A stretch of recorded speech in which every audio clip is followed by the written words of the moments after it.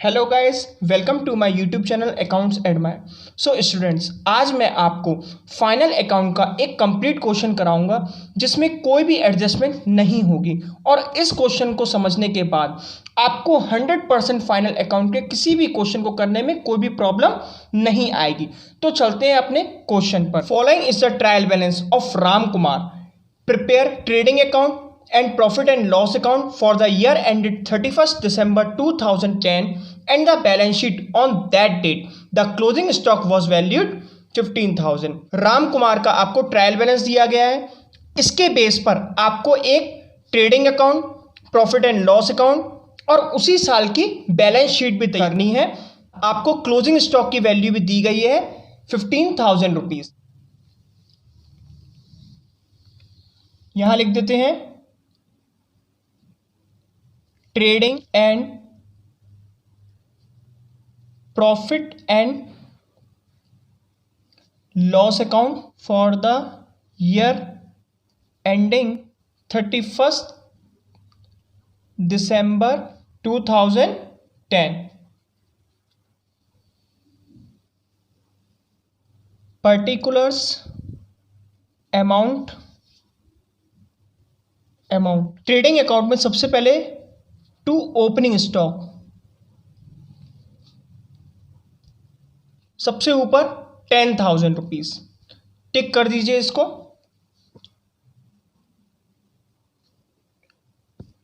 Next heading, trading account में second heading होती है परचेज।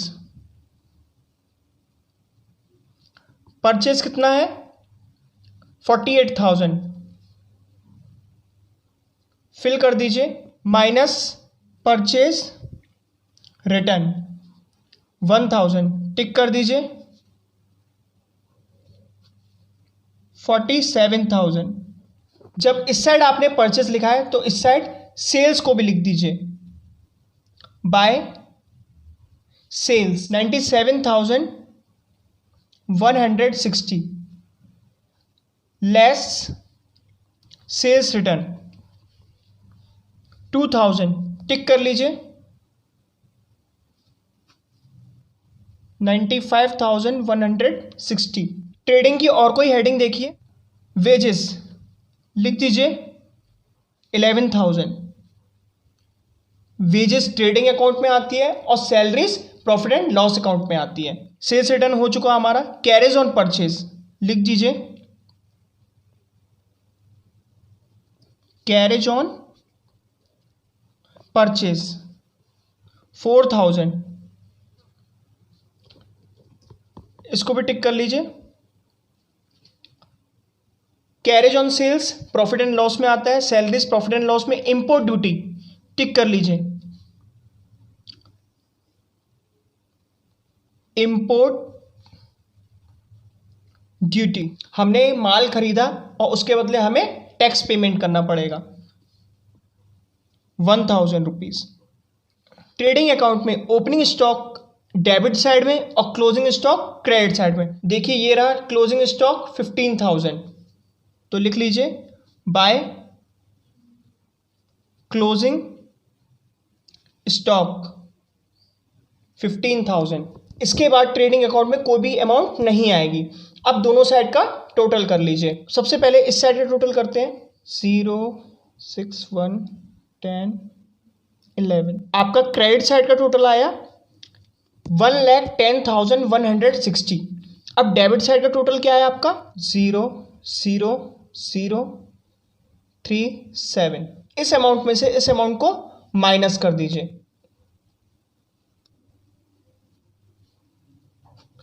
37,160। डेबिट साइड का टोटल कम है तो आपको ये वाली अमाउंट किधर डालनी है? डेबिट साइड में। तो लिख दीजिए यहां पर टू ग्रॉस प्रॉफिट के नाम से CD 37,160 और बड़ी अमाउंट को इन दोनों बॉक्सेस में फिल कर दीजिए। 1,10,160, 1,10,160। अगर आपका ग्रॉस प्रॉफिट आता है तो उसको हम प्रॉफिट एंड लॉस में इस साइड ट्रांसफर कर देते हैं, और अगर जो ग्रॉस लॉस आता है तो प्रॉफिट एंड लॉस की स्टार्टिंग में उसको हम यहां पर ट्रांसफर कर देते हैं। तो आपका क्या आया है, ग्रॉस प्रॉफिट, तो उसको हम यहां पर ट्रांसफर कर देंगे बाय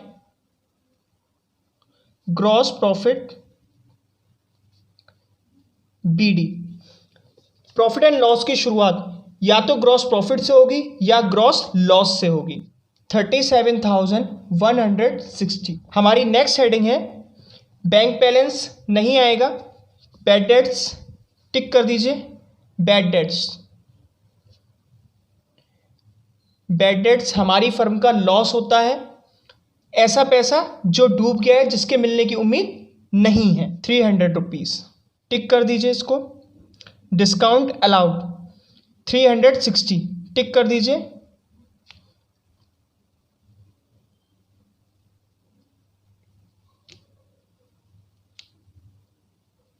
₹360। इंटरेस्ट ऑन लोन, इसको भी टिक कर दीजिए क्योंकि ये भी हमारी फर्म का लॉस है। Interest on loan 1,000 rupees. Pages आ गए, सेल्स रिटर्न आ गया, कैरेज ऑन परचेस आ गया है। कैरेज ऑन सेल्स टिक कर लीजिए। To carriage on sales 2,000 rupees. Salaries tick कर लीजिए। To salaries 12,000। Next rent and tax tick कर लीजिए। Rent and taxes 7,400।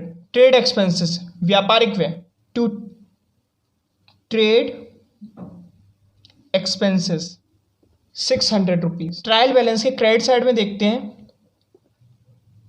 Discount received tick कर लीजिए। By discount received 500 rupees tick कर लीजिए। ट्रायल बैलेंस की सभी हेडिंग हमने ट्रेडिंग अकाउंट और प्रॉफिट एंड लॉस अकाउंट में फिल कर दी हैं। इसके बाद ट्रायल बैलेंस में से कोई भी heading profit and loss account में नहीं आएगी। अब दोनों साइड का टोटल कर लेते हैं। तो सबसे पहले इस साइड का टोटल करते हैं।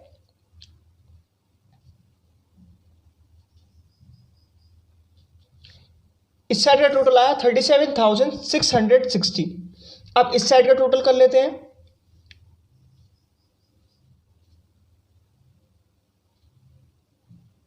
$23,660। इस अमाउंट में से इस अमाउंट को माइनस कर देते हैं। 14,000 रुपीज। क्रेडिट साइड का टोटल है 37,660 और डेबिट साइड का टोटल है 23,660। क्रेडिट साइड का टोटल डेबिट साइड के टोटल से ज्यादा है, तो आपकी माइनस करके जो भी अमाउंट आई है वो आपकी प्रॉफिट एंड लॉस के डेबिट साइड में आएगी। To net profit transfer to capital account, और इस अमाउंट को हम यहां पर फिल कर देते हैं नेट प्रॉफिट के नाम से। अब इसी क्वेश्चन की हम बैलेंस शीट तैयार कर लेते हैं। इधर लिख लेते हैं balance sheet as on 31 December 2010।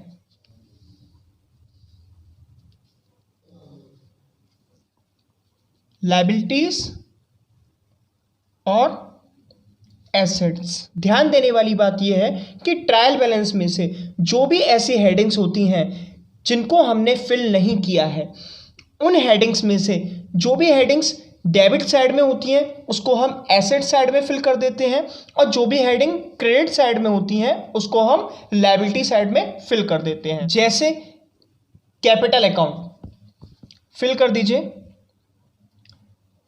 Capital 30,000 टिक कर लेते हैं।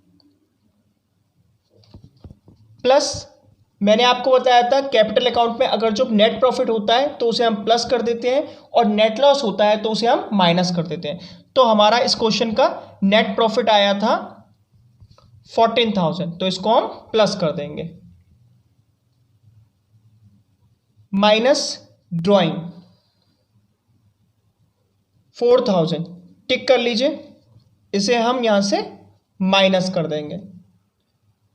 कैपिटल हो गई हमारी 40,000। नेक्स्ट हेडिंग है हमारी बिल्स पेबल। देखिए इसी साइड आ रहा है ना, तो हमें किधर फिल करना है इसे, लायबिलिटी साइड में। Bills payable 7,500। Next sundry creditors 21,600, लिख दीजिए sundry creditors 21,600। Loan 10,000, loan 10,000। Trial balance की क्रेडिट साइड की सभी हेडिंग्स को हमने फिल कर लिया है। अब ट्रायल बैलेंस के डेबिट साइड पर चलते हैं। बैंक बैलेंस 6,700 टिक कर लीजिए। इससे पिछले वीडियो में मैंने आपको बताया था कि कुछ चीजें आपकी फिक्स्ड एसेट्स में आती हैं और कुछ चीजें आपकी करंट एसेट्स में आती हैं। तो बैंक बैलेंस 6,700 ये आपकी एक करंट एसेट्स है, इसको लिख लेते हैं बैंक 6,700। Next machinery 20,000। मशीनरी एक फिक्स एसेट्स है, मशीनरी 20,000। नेक्स्ट फर्नीचर, फर्नीचर भी हमारा एक फिक्स एसेट्स है 8,000, लिख लेंगे furniture 8,000। Next bills receivable 4,500। Bills receivable हमारी एक करंट एसेट्स है, तो लिख लेंगे इसको bills receivable 4,500। Next sundry debtors, sundry debtors भी हमारी एक करंट एसेट्स होती है, लिख लेंगे इसको भी sundry debtors 20,400। Next cash, cash हमारी करंट एसेट्स है 4,500।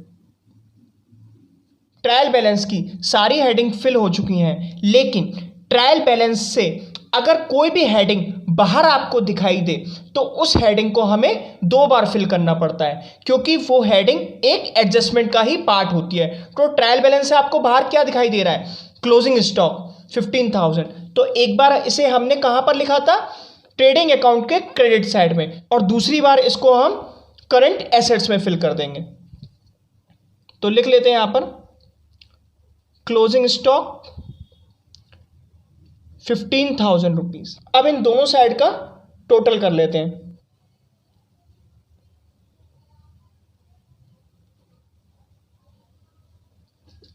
$79,100 एंड 79,100 बैलेंस शीट के दोनों साइड का टोटल इक्वल आ गया, यानी कि आपका आंसर सही है। सो स्टूडेंट्स, मिलते हैं अपने नेक्स्ट वीडियो में, जिसमें मैं आपको सिखाऊंगा कि फाइनल अकाउंट को एडजस्टमेंट के साथ कैसे सॉल्व किया जाता है।